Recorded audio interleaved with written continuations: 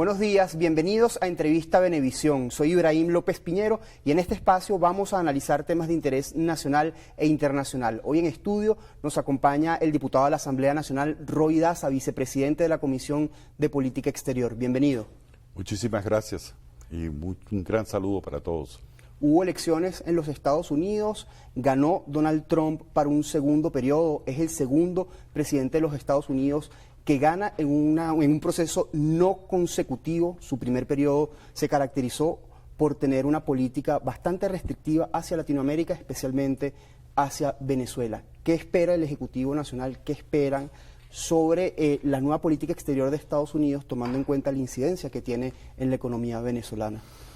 Bueno, lo primero que hay que decir que 277 votos electorales contra 226 que obtiene Kamala Harris evidencia que la propuesta política de Donald Trump no solamente cambia la política interna de los Estados Unidos, sino también eso tiene una incidencia internacional. Estamos frente a un giro político muy importante en un país que es, por supuesto, la primera economía del mundo. Todas las cancillerías, todos los gobiernos, todos los partidos, todos los movimientos políticos del mundo están pendientes de un hecho muy importante como es el que acaba de suceder en los Estados Unidos. Y eso, por supuesto, tendrá repercusiones a lo interno, porque hay que explicar que precisamente la propuesta de carácter económico del presidente Trump fue la que logró obtener un apoyo tan amplio. Es decir que las empresas regresen al territorio norteamericano, decir de una reinversión en la política interna norteamericana. Algunas personas hablan de proteccionismo. Bueno, de alguna manera sí, podríamos decir que está dentro de esa lógica, pero en todo caso está entre la lógica de la recuperación de la economía real de los Estados Unidos. Eso, por supuesto, tiene una implicación en la economía mundial y va a tener una implicación en la economía venezolana y en particular en la relación con los Estados Unidos.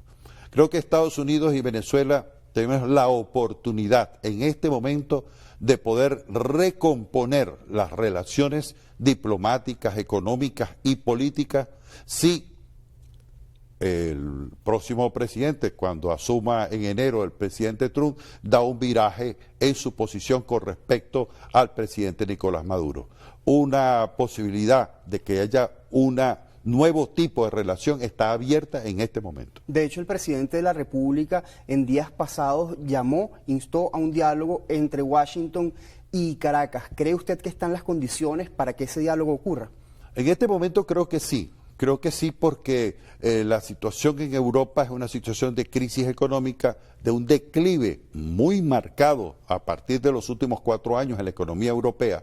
En general, la situación de los Estados Unidos desde el punto de vista económico no es la más solvente, sin que tampoco se pueda exagerar, pero yo creo que sería útil para los Estados Unidos tener una relación positiva con respecto a Venezuela. Y nosotros solo exigimos una cosa con relación a los Estados Unidos: respeto al presidente de la República, Nicolás Maduro, a nuestro gobierno, a nuestras instituciones, y un trato, como lo dicen todos los conceptos de la Carta de las Naciones Unidas, un trato de igual a igual en nuestra relación del Estado.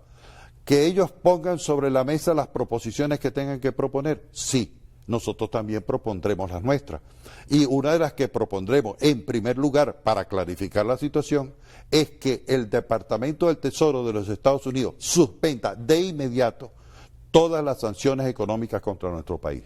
La vicepresidenta ejecutiva de la República, Delcy Rodríguez, hizo una gira mundial recientemente, visitó varios países: Turquía, Argelia, Vietnam, algunos socios comerciales, la India también, del sector petrolero. El Ejecutivo Nacional ha evaluado un escenario donde vuelvan las restricciones a la industria petrolera nacional.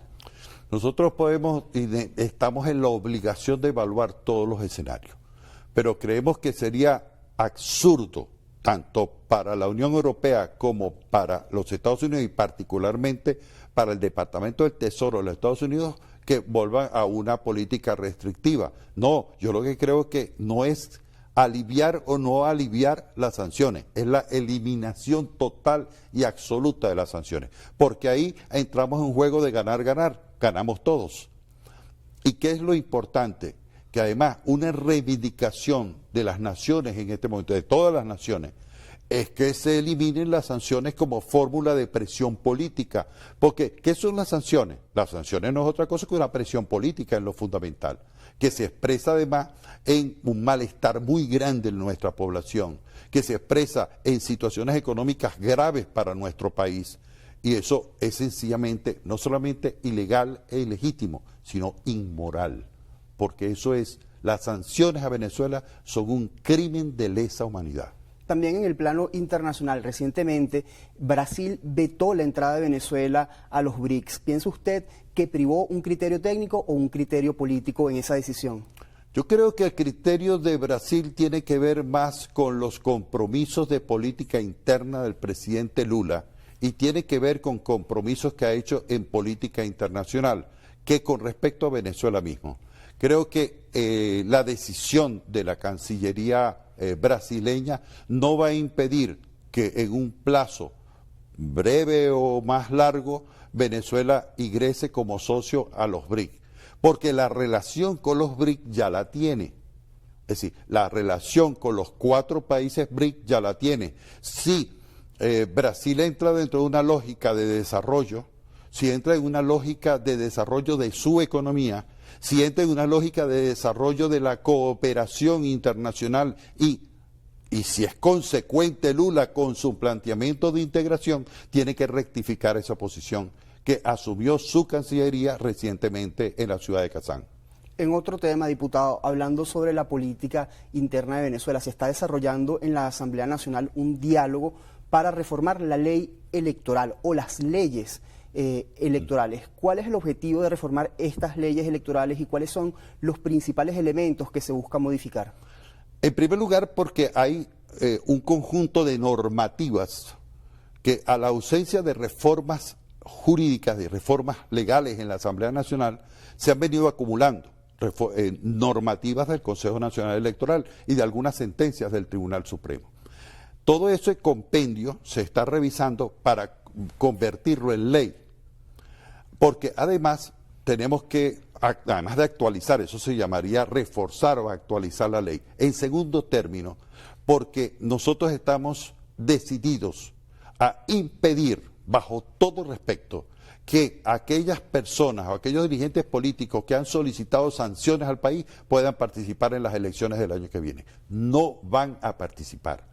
En segundo lugar, aquellos que hayan pedido invasión o hayan apoyado a decisiones como la que recientemente tomó el Congreso de España en contra de nuestro país, en contra de nuestra...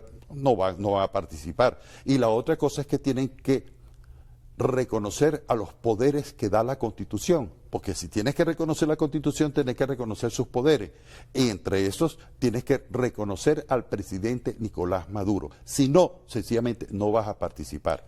Nosotros no vamos a tolerar, bajo ningún respecto, que fuerzas profascistas o fuerzas fascistas como las que actuaron el 28 y el 29 de julio puedan participar en unas elecciones. Eso se lo puedo asegurar yo al país, se lo puedo asegurar la Asamblea Nacional, todas las fuerzas democráticas que formamos parte hoy del Parlamento, estamos dispuestos a frenar el fascismo. En ese sentido, estos puntos que usted acaba de mencionar, en estos puntos coincide la oposición que hace vida en el Parlamento. Ellos hacen sus proposiciones y nosotros hacemos las nuestras.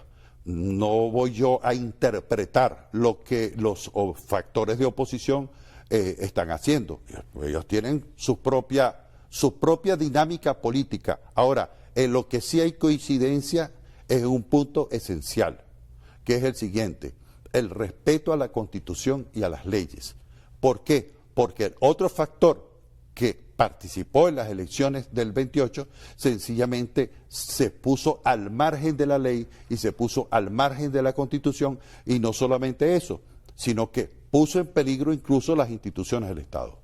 La oposición que hace vida en el Parlamento ha hecho algunas propuestas interesantes: volver a la bicameralidad en la Asamblea Nacional, eliminar la reelección indefinida e incluso una segunda vuelta en elecciones. ¿Hay consenso o cómo han sido recibidas esas propuestas? Hay dos momentos, sí. Hay dos momentos en esta discusión. Mira, yo formo parte de la subcomisión constitucional.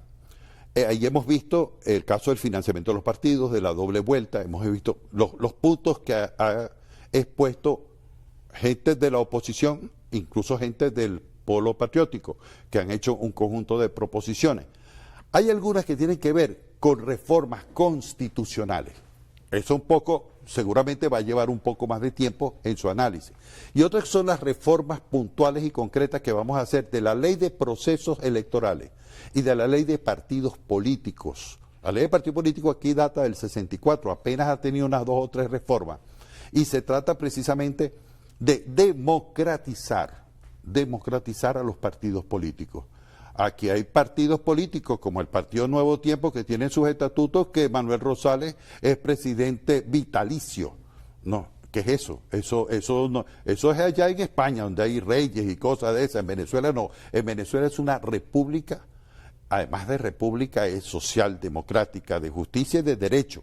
No, es decir, es sobre la base de ese concepto.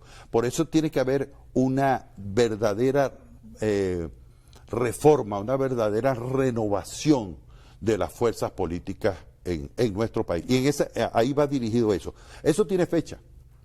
La fecha es 15 de diciembre, porque tú no puedes hacer reformas electorales sin 6 meses de lapso. Entonces, eso nos obliga a trabajar hacia el 15 de diciembre. ¿Cuáles son las propuestas que está haciendo el Partido Socialista Unido de Venezuela y los partidos que integran el gran polo patriótico en esta reforma? Me lo responde, por favor, antes del corte comercial. Necesitamos ir a una breve pausa. Ya venimos, estamos conversando con el diputado Roy Daza.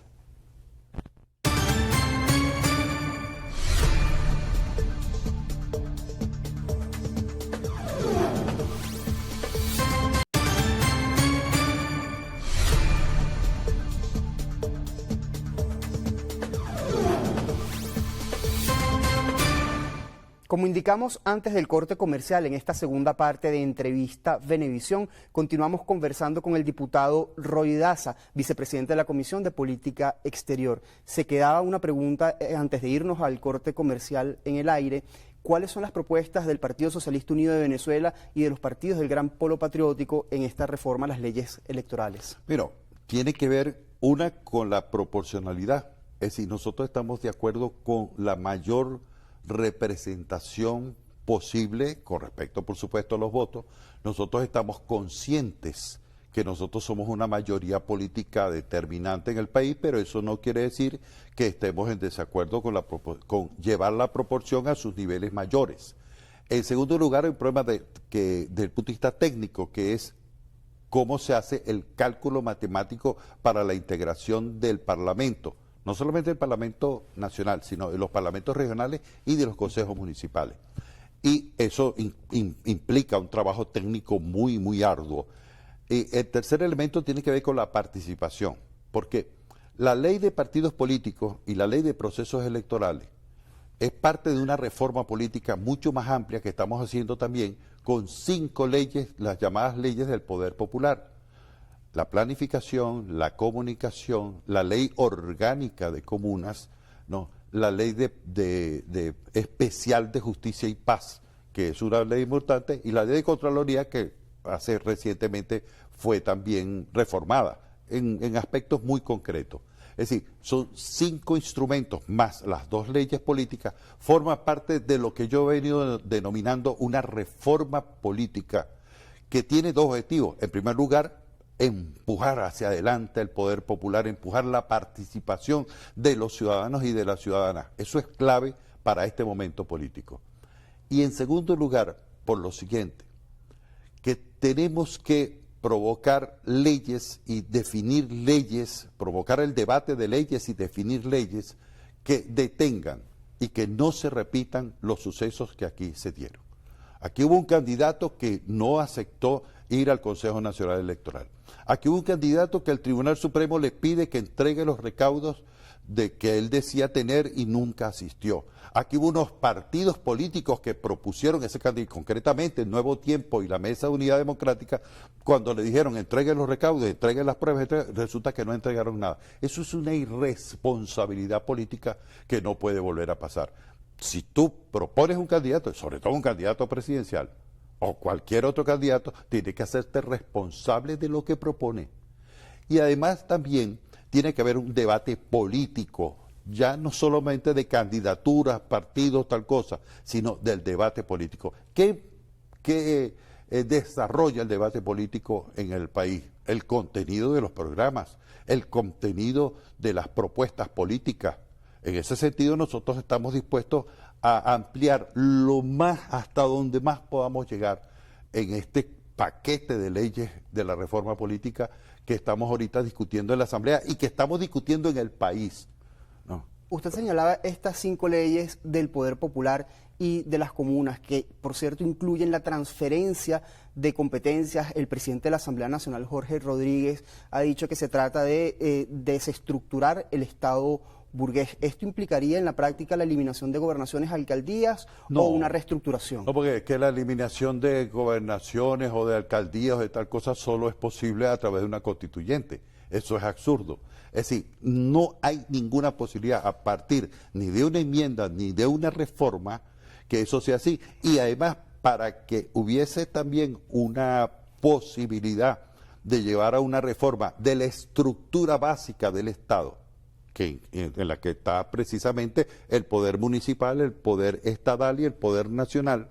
tendría que haber una constituyente. Y tendría que haber una cosa a la que yo creo que vamos a llegar, que es a un gran acuerdo nacional que nos ponga de acuerdo a todas las fuerzas políticas democráticas del país en 20 años, ¿no? En 20 años de desarrollo económico, 20 años de desarrollo de la democracia participativa y 20 años de paz social. Venezuela se merece eso. En otro tema, diputado, en el mes de mayo la Asamblea Nacional aprobó la reforma a la ley de pensiones. El SENAT comenzó a recaudar inmediatamente esos tributos, pero hasta ahora no se ha hecho un incremento o un ajuste en las pensiones. ¿Qué ha ocurrido allí? Bueno, ya esos son, digamos, ajustes que tienen que ver precisamente con una discusión de un proyecto que ya empezó su discusión en la Comisión de Finanzas. Tiene que ir a Cámara, me imagino que esta semana o la próxima semana. Hay tiempo más o menos suficiente para hacerlo, porque tiene que ver con la ley de presupuesto, tiene que ver con el nivel de los ingresos y egresos del Estado. Eso hay que discutirlo de manera muy seria y muy responsable, porque si nosotros estamos dispuestos a trabajar hasta donde la economía hoy nos los permita por mejorar la situación de nuestros ciudadanos. Volviendo al plano internacional, hace un par de meses la Asamblea Nacional aprobó un acuerdo para instar al Ejecutivo Nacional a romper relaciones diplomáticas y comerciales con España. ¿Qué ha ocurrido con esa situación? Bueno, el presidente de la República tiene en su despacho la proposición que le hace la Asamblea Nacional y además de eso tiene la posibilidad de tomar esa decisión o tomar otra decisión. Porque en Venezuela, como en cualquier país, el jefe del Estado es el que decide sobre las relaciones internacionales, sobre las relaciones de Estado a Estado. Eso solo le compete al presidente de la República. Por eso es que nosotros lo que hacemos es una exhortación. Recuerde usted que yo intervine en la Cámara en relación a ese punto, sí, y lo dije y lo expliqué muy precisamente para que hubiera claridad sobre el problema. Ahora, lo que sí es importante es una decisión del presidente. Nosotros no podemos intervenir en una decisión del presidente, pero lo que sí es importante es que el Parlamento fijó posición frente a un atropello de la ultraderecha y de la derecha española en contra de nuestro país. Y eso nosotros no lo vamos a permitir. Recientemente se desarrolló en Caracas el Foro Internacional Antifascista. Usted participó. ¿Cuáles fueron las conclusiones de este foro? En primer lugar, que se creó una red parlamentaria antifascista por la democracia, por la humanidad, como un instrumento. En 77 parlamentos estuvieron ahí representados, de los distintos continentes. y además una representación muy importante de senadores y diputados de otros países, y más nuestra Asamblea Nacional, que participó muy activa, un evento muy hermoso, muy bonito, muy entusiasta, porque además hay una cosa que en común. Mira, si en este momento la humanidad no toma conciencia del peligro que significa el fascismo, va a pasar lo que pasó a la primera mitad del siglo XX. El fascismo por poco no acaba con la humanidad. Nosotros estamos alertando esto y creo que esta iniciativa de parlamentarios, este compromiso tan firme de los parlamentarios fue realmente, de verdad, fue emocionante oír a compañeros de África, de Asia, de América Latina, de Europa, hacer los planteamientos que hicieron y además dar ese respaldo y ese abrazo a Venezuela. ¿Cuál fue el planteamiento que hizo particularmente nuestro país, Venezuela? Crear la red internacional que se creó, que se decidió la creación de una red internacional, el respeto a la Carta de las Naciones Unidas, que es el respeto, es una lucha que damos, la proposición de la transformación y la reforma de la Organización de Naciones Unidas, como un elemento fundamental, la crítica y el cuestionamiento y la solicitud a la revocatoria de todas las sanciones económicas, no solamente contra Venezuela, sino contra 70 países que viven sufriendo esto de las sanciones. Y además de eso, un elemento que digamos no es estrictamente jurídico, pero que sí fue político, que además fue un reconocimiento, un respaldo al esfuerzo que ha hecho Venezuela en el mundo por llevar la paz, por llevar la convivencia, por levantar la bandera contra el fascismo. ¿Cómo ve el año 2025 en materia política y económica para nuestro país? Bueno, en materia económica va a haber un relanzamiento de nuestra economía de mucha fuerza, no solo porque las relaciones económicas internacionales que son muy importantes a las que hemos llegado en los últimos meses, que un poco la comentábamos al principio de la entrevista, sino también porque nuestros trabajadores se han puesto al frente de nuestras empresas básicas y las están llevando adelante, porque nuestros agricultores están sembrando y están cosechando, porque nuestros empresarios están trabajando con mucho interés, con mucha unidad, y por algo que es muy importante para resolver los problemas económicos, que es la unidad de la nación. Es decir, ningún país dividido puede recuperar su economía. Por eso insistimos tanto en la unidad de la nación. Y además, por lo siguiente, porque hemos derrotado el intento de la ultraderecha venezolana de disolver a nuestra república, porque ese es el plan de ellos. El plan de nuestro es fortalecer a Venezuela. Lamentándolo mucho, se nos acabó el tiempo, diputado. Gracias por habernos acompañado. Muchísimas gracias a usted. Roy Daza, diputado de la Asamblea Nacional, vicepresidente de la Comisión de Política Exterior del Parlamento. A ustedes, gracias por su atención. Será hasta una próxima emisión de Entrevista Venevisión. Luego del corte comercial, continúen bien informados con Noticias Venevisión.